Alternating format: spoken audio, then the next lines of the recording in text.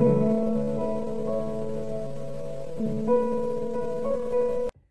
à tous, Une Signature et vous est de retour avec une nouvelle invitée qui est Véronique. Alors Véronique, peux-tu nous dire un peu qui tu es? Eh bien alors, donc j'ai surtout 60 ans, c'est un truc qui me... voilà, ça me prend un peu ma pensée. Et puis ça intervient aussi beaucoup dans ce changement de vie, puisqu'il est question de ça. Changer de vie à 60 ans, ben, c'est pas rien. Et voilà, donc et ça va être un petit peu l'objet, je pense, de cette discussion. Effectivement, parce que tu as décidé de te reconvertir il y a peu de temps. Donc, explique-nous un peu ça, ce parcours. Alors, c'est une décision qui est collégiale, enfin, avec mon mari, qui n'était pas vraiment prévue dans un schéma, voilà, de vie que je pouvais concevoir il y a quelques années, puisque bon, la boulangerie, c'était pas quelque chose que j'avais du tout envisagé. D'une part, oui, parce qu'effectivement, vous avez décidé de vous reconvertir et d'ouvrir un magasin, enfin une boulangerie. Voilà, une vente de pain, terminal de cuisson, comme on dit. Donc, c'est une terminologie pas très glamour, mais c'est comme ça que ça s'appelle. Et donc, ça comprend de la vente de pain, de viennoiserie, dans le petit village, dans la de Fontvieille, dans lequel on travaille depuis 20 ans, qu'on aime beaucoup. Et voilà, donc ça a pris du sens l'année dernière. Et voilà, et ça a ouvert il y a un petit mois. Donc, c'est récent, c'est fatigant, c'est assez exaltant aussi, on peut dire, parce que c'est pas de... Voilà, chaque seconde est assez nouvelle. Enfin, en tout cas, c'est un nouveau travail, des nouveaux repères, un nouveau rythme, enfin tout est assez différent et c'est d'autant plus fatigant que voilà, on n'a pas 20 ans. mais est-ce que c'est une décision qui, un mois plus tard, vous paraît une erreur ou est-ce que c'est quelque chose qui vraiment vous...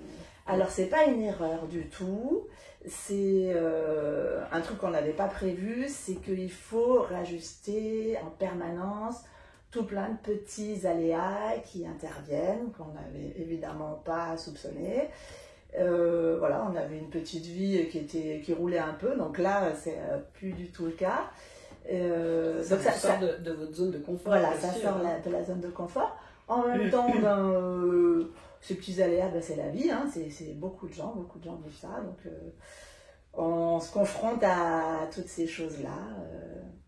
Qui sont un peu nouvelles pour nous, bizarrement. Pourquoi la boulangerie? Pourquoi Alors là, ça c'est plutôt Guillaume qui était assez... Guillaume étant ton époux, merci, voilà. C'est quelque chose qui lui plaisait, pas vraiment pour en faire un métier, mais c'est quelque chose, c'est la fabrication du pain qui est fabriqué de 3 éléments, qui se transforme avec quelque chose d'assez... beau et essentiel, et puis qui va dans tous les foyers. Enfin, il y a quelque chose d'un peu essentiel, voilà. Ouais. Et ça lui plaisait beaucoup. Et son frère travaille dans le milieu. Et il y a eu un concours de circonstances qui en fait une opportunité qui a mûri. Et voilà, ça s'est concrétisé. Alors Véronique, j'ai ta signature sous les yeux. Alors c'est vrai qu'a priori, c'est pas ce que je t'aurais conseillé, hein, évidemment. Ah ben moi non plus. C'est pas ce que je t'aurais conseillé. Tu es quelqu'un qui est effectivement, j'ai pas la signature de ton épouse sous les yeux, mais tu es quelqu'un qui écoute, qui aime partager, qui aime donner. Et je pense que, parce que tu me parlais de Guillaume tout à l'heure, qui avait envie, qui était assez fasciné par ces éléments, mais qui allait se retrouver dans tous les foyers. Donc on est dans la notion de partage. Et que, tu as la même, mais je pense que toi, tu es quelqu'un qui aurait pu te plaire dans quelque chose de plus... la communication, par exemple, c'est quelque chose qui est assez aisé pour toi. Le partage, oui, mais dans la communication, tu peux effectivement trouver ce partage. Tu es quelqu'un qui, physiquement, parfois te sent fatigué. Alors, on a l'impression que c'est musculaire. Bref, il y a quelque chose là au niveau du corps où il y a une fatigue. Donc c'est vrai que tu es très sollicité là, mais cette fatigue, elle est là, elle est latente. En réalité, à 39 ans, il y a eu un choc émotionnel. Qu'est-ce qui s'est passé l'année de tes 39 ans? Oh là là. Oui, pas facile. 39, qu'est-ce qui a bien pu se passer? Je réfléchis. Déjà, je sais que j'aimais pas avoir 39 ans. Ça, mais visiblement, j'ai un problème avec des âges. Donc, et je réfléchis. Oh là là, c'est. Donc, un âge que tu n'as pas aimé, ok. Ouais, j'ai pas aimé, oui. Alors, en fait, c'est vrai aussi que par ma vie de femme, 39 ans, on peut imaginer que quand on n'a pas eu d'enfant, on commence à se dire que c'est où ça se précise, où il faut travailler sur autre chose, voilà. Mais voilà, donc ça c'est vrai que, alors précisément 39 j'en sais rien, mais en tous les cas ça c'est des... la période. Voilà, c'est quand même quelque chose qui a été... Parce qu'on sent que là il y a quelque chose émotionnellement qui t'oblige à trancher, qui t'oblige à faire, à mettre un terme à quelque chose. En réalité, pour être plus juste, entre 35 et 36 ans, il y a l'espoir de quelque chose. Oui. Et à 39 ans, ah, oui, d'accord. Il y a la porte qui se ferme et il faut pas effectivement passer à autre chose. Ouais. Donc je pense que c'est ce souci-là. Et pour toi, émotionnellement, ça a été compliqué. Et à partir de là, c'est comme si ton corps avait décidé de lâcher. Tu vois ce que je veux dire? Alors je ne dis pas que tu n'étais plus bonne à rien, la preuve. Non, mais, ça suit. Mais il y a quelque chose au niveau du corps qui s'est passé, qui a lâché. Et je crois que ce dont tu aurais besoin aujourd'hui, c'est d'exprimer des choses. Donc peut-être prendre ta plume et t'obliger à dire des choses, à exprimer des choses qui sont restées enquistées et que qui te font mal quelque part. D'accord. Sincèrement, la plume serait intéressante pour toi. Alors je sais que là, avec ce métier, c'est compliqué, t'as pas beaucoup de temps, on te sollicite beaucoup. C'est le début, mais je pense qu'il y a un moment où vous allez trouver un... Voilà, c'est ça, c'est l'idée quand même. Peut-être pouvoir recruter. Pas du tout rester comme ça. Voilà. Et là, je te conseille fortement de prendre cette plume et d'exprimer des choses, de libérer cet intérieur qui vraiment est en souffrance. Alors c'est pas... bien évidemment que les choses ont évolué, ont bougé, mais il y a une douleur, il y a un choc émotionnel qui est resté enquisté et qui t'empêche quelque part, qui t'interdit. D'autre part, tu avais un rêve autour de 22-25 ans, je dirais, et tu t'inscrivais dans quelque chose et puis tout d'un coup, là aussi, il y a eu un arrêt. Tu t'es senti lâché par la vie ou par quelqu'un, je ne sais pas. Et il t'a fallu tout redémarrer. Je ne sais pas ce qui s'est passé cette année-là. Alors, en fait, moi j'ai fait un petit morceau d'études. Je n'ai pas fait des grosses études du tout même. Mais j'ai commencé à apprendre le japonais quand j'avais, après le bac, quoi, en gros. Et en fait, c'était quand même assez compliqué parce que c'était à Paris, donc un rythme que moi je connaissais pas parce que j'étais en province. Donc c'était un peu, j'ai travaillé en plus à côté, donc c'était assez prenant, mais j'aimais bien. Et je m'étais dit, au fond, peut-être que l'idée, ça serait d'aller au Japon et de faire, poursuivre mes études, et qui étaient quand même assez chères, donc il fallait trouver les moyens. Je me suis mis ça dans la tête, j'allais travailler, que j'allais mettre en route quelque chose, sans oublier de partir un jour au Japon. Je ne savais pas si ça allait être dans 4 ans, dans 3 ans. Et puis en fait, un jour, j'ai travaillé pour une boîte qui était un peu confortable, qui m'a proposé de faire une expérience de commercial un petit peu plus, un peu plus intéressante. C'était pas très intéressant, mais bon, voilà, au départ, ça brillait un peu, tu dis bon, pourquoi pas. Et puis, et en fait, c'est vrai que, comme tu dis, c'est pas, lâcher, c'est peut-être un peu dit, j'ai pas subi ça, quoi, mais j'ai dû prendre une décision, ça c'est certain, parce que voilà, il faut quand même s'assumer, et puis c'est bien que le beau les rêves, mais il faut quand même à un moment donné. Donc la sécurité l'a emporté sur le ouais, sur la sécurité, voilà, et puis c'était pas non plus dramatique, hein. Je trouvais que dans ma vie il y avait des choses sympas quand même, donc voilà. D'accord. Alors, je vais revenir sur cette reconversion de dernière heure. Hein. Quelles ont été tes peurs, tes angoisses par rapport à ça? Est-ce que tu avais l'impression que tu ne serais pas à la hauteur, que c'était un métier qui allait être trop difficile ou pas? Enfin, comment tu vivais ça avant? L'antériorité de cette histoire. Alors, l'antériorité de l'histoire, alors je crois que en fait, des peurs, j'en ai pas trop eu parce que je me suis beaucoup appuyée sur l'enthousiasme de Guillaume, qui était voilà, très. C'est pas forcément. C'est quelqu'un d'enthousiaste, mais dans le quotidien, il est souvent plutôt en mode questionnement, ça. Et là, il en avait tellement envie que je me suis dit, bon, ben là, c'est sûrement. Voilà, il faut s'appuyer là-dessus aussi, hein, cette bonne énergie. Il n'y avait pas, pour moi, un énorme danger, non. Mais c'est vrai que je me suis dit, ça va me changer notre vie. Et j'avoue que ça. Je me suis dit, ça va être encore un truc qui va nous bousculer. Est-ce que j'ai vraiment besoin et envie de ça? Bon, voilà, c'est un peu le truc pépère que j'avais envie de coucouner. Donc effectivement... Et qui n'a pas du tout voilà, été...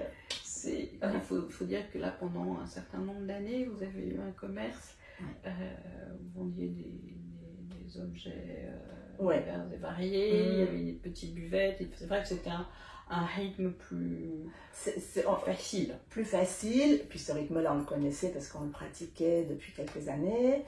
Donc, le fait de connaître un peu, d'avoir des repères, voilà, de se sentir confort, quoi, ne pas être trop dérangé dans son rythme, c'est vrai que c'est assez sympa. Et je ne savais pas trop par la suite, je me doutais que de toute façon il y aurait des mouvements parce que voilà, c'était quand même un peu une petite vie financièrement qui nous assurait le quotidien. Mais bon, voilà, il n'y avait pas un investissement de fou de notre part. Et donc on savait que si ça s'arrêtait, dans tous les cas, il faudrait se trouver autre chose. On n'allait pas continuer à vivre de ça indéfiniment, quoi. Vous pensez nos vieux jours. Toujours le même truc qui revient. Mais c'est vrai qu'en fait, 60 ans, on est proche de la retraite en réalité. Voilà. Donc, moi j'entends plutôt des gens me dire oui, pour vite que je sois à la retraite, que je puisse enfin faire ce que j'ai envie de faire, etc. Et vous, c'est à ce moment-là que vous décidez de. Ouais. Donc, comment tu vois là l'avenir, comment tu l'envisages? Quels sont Est-ce que tu arrives à te projeter et te dire, bon ben voilà, je me donne tant de temps pour faire ça, tant de temps pour faire ça. Est-ce que tu arrives à avoir malgré tout un rêve derrière, quelque chose qui te... Oui, c'est nécessaire. Oui, bien sûr. Depuis le début, c'est un peu le mode de réflexion. Il est basé aussi sur les futures années, quoi, hein, comment ça va se dérouler pour nous. Alors, c'est avec plein de si, on peut tout faire, mais on verra bien ce qui se passera. Mais en gros, l'idée, c'est d'avoir une activité qui soit la plus pérenne possible, dans laquelle on pourrait travailler, on se dit 3 ans, peut-être 5 ans, on n'en sait rien. Mais enfin, si à un moment donné, on peut la céder, c'est sûr que c'est quand même l'idée. Et voilà, donc ça c'est un peu le moteur au départ. Et après, bon, ça c'est collatéral, mais ça c'est venu quand même consolider le projet. C'est qu'on n'a pas de patrimoine, mais là on avait l'occasion d'acheter les murs de la petite boutique. Voilà, c'est un projet. C'est pas fait, c'est un projet, mais ça fait partie des choses qui devrait pouvoir se mettre en place assez vite. Cela, effectivement, voilà. ça permet de se sentir un peu sécurisé. Mais si toi, tu avais eu la liberté de choisir, tu aurais décidé quoi? Oui. Alors, c'est... Bon, quand tu parles de 39 ans, la dernière fois, je reviens à cette période, parce que je me suis rendu compte que aussi j'ai probablement, avec les difficultés que je rencontrais, j'ai entamé une thérapie qui a été assez longue, j'ai une grosse dizaine d'années, et cette thérapie, évidemment, le but c'était d'essayer d'être clair avec moi-même et d'avancer avec, voilà, avec ce que j'avais comme élément autour de moi, non pas de subir, mais d'être vraiment dans ma vie. Ouais. Et petit à petit, effectivement, bah, je me suis plus au contact avec les gens, mais plus sur le côté psy. Je ne veux pas parler de psy, je suis très loin de ça, mais dans tous les cas, cet univers-là qui est assez complexe et mystérieux je te rejoins parce que c'est une capacité d'écoute assez surprenante que tu as, et cette capacité d'adaptation à l'autre aurait effectivement mis au service de la thérapie. Toi, en tant que thérapeute, j'entends, ça aurait pu être très intéressant, effectivement. Mais ça t'a pas empêché, je pense, au quotidien, dans ce métier face au magasin, cet échange avec les autres, d'être très à l'écoute, je pense, des autres. Oui, et puis dans la vie, enfin, dans la relation à l'autre en général, c'est vrai que je trouve ça assez enrichissant. Enrichissant dans tous les cas, moi, ça comble une partie de certaines choses que je recherchais, que j'avais pas, enfin j'en sais rien. En tous les cas, ça a mis un peu de sens aussi, le fait d'être ouvert à cet univers-là. Pour moi, ça a un peu de sens pour ma vie à moi, mais pour ma relation à l'autre. On n'est pas là pour rien. Il n'est pas trop tard. Hein. Il n'est pas trop tard, non. Il n'est pas trop tard. Peut-être que dans 4-5 ans, lorsque il sera possible d'envisager de changer de métier, effectivement. Qu'est-ce que tu as envie de dire aux gens qui réfléchissent à changer de métier? Alors, peut-être qu'ils ont un vrai désir de faire quelque chose. Guillaume aurait eu un vrai désir, toi un peu moins, mais ça arrive à pas mal de gens de se retrouver, oui, pourquoi pas, peut-être une bonne idée, etc. Qu'est-ce que tu as envie de dire aux gens? Est-ce qu'il faut continuer à rester dans sa petite zone de confort, ou est-ce qu'il faut effectivement oser et aller de l'avant, et puis advienne que pourra? Alors, on est tenté de dire qu'il ne faut pas lâcher, laisser passer les opportunités. Après, moi, j'allais dire, il faut être fidèle à son ressenti. Enfin, on se connaît mieux que quiconque, et voilà, si à un moment donné les choses sont... D'abord les voyants s'allument, et puis on a l'impression qu'on ne se sentirait pas trop mal de faire les choses. Voilà. Mais c'est plus naturel que... Enfin, voilà, moi, j'ai un peu du mal avec les choses forcées, quoi. Mais après, voilà, c'est... Ouais, tu l'as pas vécu forcé, quand même. Non, moi, non. Non, mais pour parler d'éventuels parcours pour d'autres personnes, quoi. On n'est pas obligé de changer de vie. On n'est pas obligé de changer de vie, mais si on a envie de changer de vie... Oui, envie de changer de vie. Je leur conseille de la changer, effectivement. Oh, oui. Bah oui, parce que, enfin bon, je sais pas, faut mesurer tout, hein, toujours pareil, hein.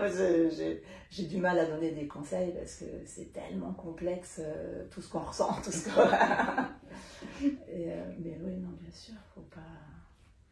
Si vraiment à un moment donné on a des velléités, et si tout se présente, et bien sûr, je pense que faut y aller. Faut y aller, et puis y aller avec raison, hein, toujours pareil.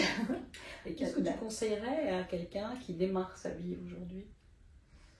Sa vie professionnelle? Vu ton expérience, vu ton parcours, qu'est-ce que tu conseillerais à un jeune? Oh là là. Alors, bon, moi, j'ai toujours pareil, hein, les conseils, un peu du mal, mais dans tous les cas, pour moi, ce qui m'a énormément aidé, c'est de trouver du sens aux choses. Enfin, dans tous les cas, de le chercher, en premier, d'essayer de le trouver. Bon, après, en se faisant aider si c'est possible, mais en tous les cas, le sens qu'on met dans ce qu'on fait et dans ce qu'on vit, c'est... ça rend la vie plus légère, hein, et même si c'est difficile, voilà, on est dans la réflexion, on est dans le questionnement, donc c'est plus facile de rebondir, de s'apaiser, de reprendre notre route, notre voie. Voilà, moi je ne crois pas qu'on fasse des choses sans sens, mais parfois on se laisse un peu... On voit des gens malheureusement qui subissent leur vie, hein, et qui n'osent pas bouger, qui se disent oui, maintenant il y a les enfants, maintenant il y a ceci, maintenant il y a cela, et qui n'osent pas, on va manquer d'argent, on va... après... toujours facile, hein, ouais, facile. Moi je respecte parce que c'est que ça a ce sens-là, enfin ça a du sens pour eux de rester dans cette situation à ce moment-là. Peut-être ça sera plus tard, peut-être ça sera... Non, c'est pas... Moi, j'aime bien l'idée que les choses se passent un peu comme on imagine qu'elles doivent se passer. Parce que c'est vrai que c'est pas non plus dénué de sens que de galérer à un moment et de se sentir un peu pas trop à sa place, quoi. Ça permet permet d'évoluer, d'essayer d'en trouver de la place ailleurs. Dans tous les cas, c'est pas... Voilà, on peut pas dire que les choses soient clean tout le temps, loin sans faute. Non, ça n'est pas toujours, mais je crois qu'effectivement, lorsqu'on a un rêve, il faut quand même le poursuivre, il faut quand même aller au bout, il faut quand même décider de se donner les moyens de le réaliser. Alors, dans tous les cas, c'est permis, et ça c'est génial. Voilà, tout est possible. Ouais. En tout cas, je tenais à interviewer Véronique parce que son histoire est pas banale, hein, et ce choix parcours de vie quand même presque à la retraite de se reconvertir et de prendre un commerce comme une boulangerie ou je sais pas comment on appelle ça, c'était quand même pas banal, hein, et très courageux, voilà. Donc je voulais saluer ça et vraiment bravo, et j'engage vraiment chacun d'entre vous à faire le chemin qu'il décide de faire. Chaque métier a son aspect passionnant, pas évident parfois, compliqué, fatigant au plus haut point, parce que là c'est quand même fatigant, ce sont des horaires qui sont un peu compliqués, mais quoi qu'il advienne, suivre ce rêve, ça me paraît primordial. Voilà, chers amis, je suis heureuse d'avoir encore partagé ce moment avec vous, avec Véronique. Véronique, tu as un dernier mot, un mot de la fin? Le mot de la fin, voilà encore une nouvelle expérience. C'est voilà, encore quelque chose de sympa à vivre.